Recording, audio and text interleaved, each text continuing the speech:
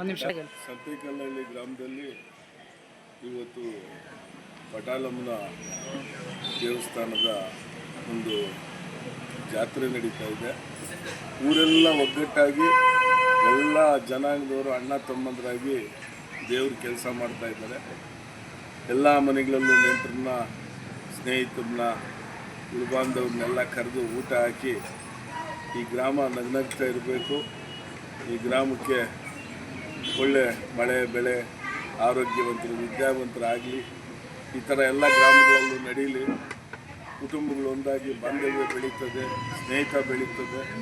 ಎಲ್ಲ ಅತಿ ಜನ, ನಾನು ನೋಡಿದಂಗೆ ಅತಿ ಹೆಚ್ಚಿನ ಜನ ಸೇರಿ ಹೈವೇನು ಟ್ರಾಫಿಕ್ಗಳು ಇವತ್ತು ಊರಲ್ಲಿನೂ ಎಲ್ಲ ನಡ್ಕೊಂಡೇ ಜನ ಓಡಾಡ್ತಾ ಇದ್ದಾರೆ. ಅಷ್ಟು ಮನೆಗಳು ಸುತ್ತಾಗ್ತಾ ಇದ್ದಾರೆ. ಯಾರ್ಯಾರು ಮನೆ ಹೇಳಿದಾರೆ ಮನೆ ತಪ್ಪದೆ ಹೋಗ್ತಾರೆ.